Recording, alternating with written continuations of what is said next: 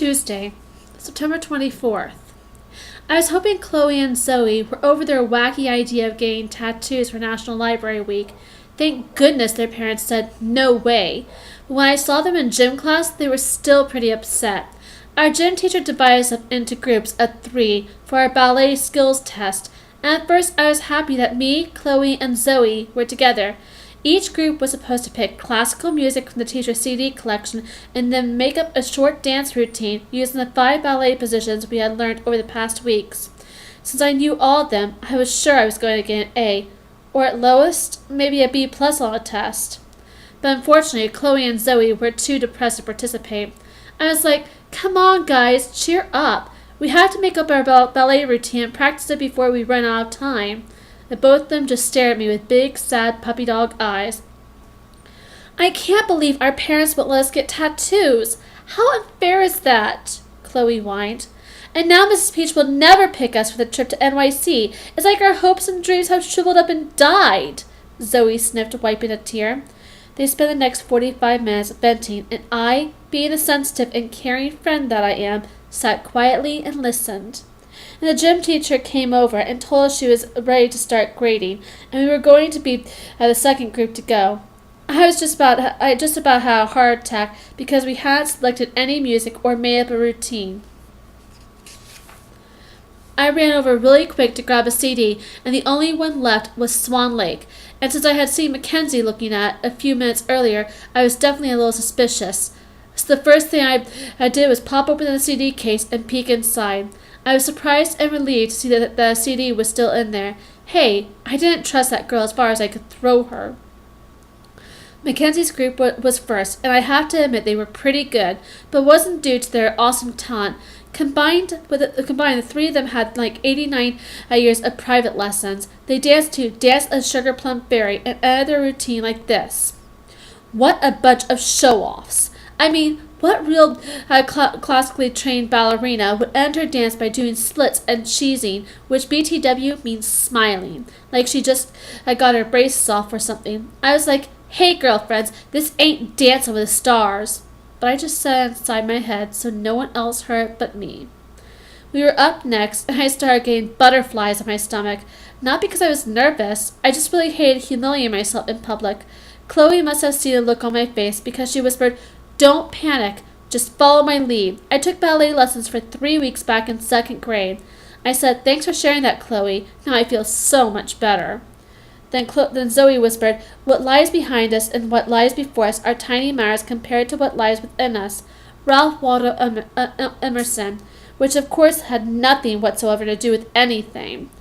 I had a really bad feeling about our routine, and we hadn't even started it yet, mainly because I discovered our Swan Lake CD was actually not a Swan Lake CD. It said Swan Lake on the case, but the CD inside said something else. When I read the title, I was like, what the? It was Thriller by Michael Jackson. Then my teacher snatched the CD out of my hand and popped it into her CD player and told us to take our places in front of the class. I was about to explain that we had a slight complication with our music, but I got distracted when Mackenzie's group started squealing and hugging each other.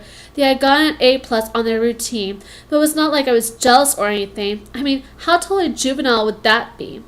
Anyway, when our music came on, Chloe must have completely forgotten we were supposed to be doing a ballet routine because she started doing some funky dance moves like she was one of those half-rotted zombies from the Thriller music video.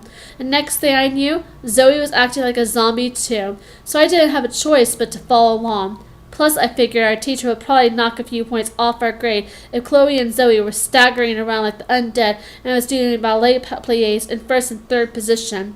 Okay, I really, really like Chloe and Zoe, but while I was up there dancing with them, I couldn't help thinking, what am I, flypaper for freaks? I had to keep reminding myself that this whole thing was Mackenzie's fault, not theirs. Actually, I was surprised that Chloe and Zoe were such good dancers. It looked like our gym teacher was pretty impressed too, because when we finished, she just stared at us with her mouth open and started tapping her ink pen on her clipboard really fast. Then she asked us to see her after class. We were really nervous when we went up to talk to her because we didn't know what to expect. Chloe and Zoe thought maybe she was going to ask us to join the school's dance squad since she was the assistant coach. I was keeping my fingers crossed on that one because dance squad meant automatic membership in the CCP clique. Our teacher smiled and said, "Girls, if we were doing a section on contemporary dance, you would have definitely gotten an A+. After hearing that, I was pretty sure she was going to give us a good grade on our routine, even though we had made it up on the spot and with the wrong music. Then our teacher stopped smiling. "The three of you were supposed to be doing classical ballet, but you weren't even close. The highest grade I can give you is a D. I'm really sorry." We were like, "Oh no, she didn't." Me, Chloe, and Zoe were crushed. Literally. Then I screamed at my teacher, "Are you nuts? How in the world can you give us a D? Do you even realize how tricky those dance steps were? It was definitely a lot harder than it looked. Let me see you try and moonwalk like a zombie, sister."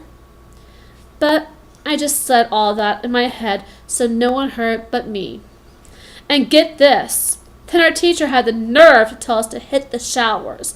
Like, what did showering have to do with classical ballet? Absolutely nothing. I was a little peeved at Chloe and Zoe because if they had not been wasting time whining about tattoos and National Library Week, we could have made up a decent ballet routine to the correct music and maybe earned at least a C. But no. Then at lunch, things went from bad to worse. Chloe and Zoe had a total meltdown. They actually came up with this elaborate scheme to run away from home and live in the secret underground tunnels beneath the New York City Public Library. But the crazy part was that they planned to leave this Friday and then just hang out for 7 whole months until National Library Week rolled around in April. They figured that by arriving early, they'd get in free and be first in line for the author meet and greet. Chloe said resigning at the library was going to be an exhilarating experience because they could read all the books they wanted 24 hours a day without having to check them out or reshelve them. And Zoe said they were going to live off Diet Pepsi and nachos, which they planned to swipe from the library snack bar each night. I cannot believe Chloe and Zoe are actually going to do something so crazy, dangerous, and illegal. And I plan to do everything within my power to stop them. Why? Because Chloe and Zoe are my best friends at this school, and my only friends at this school. But that's beside the point.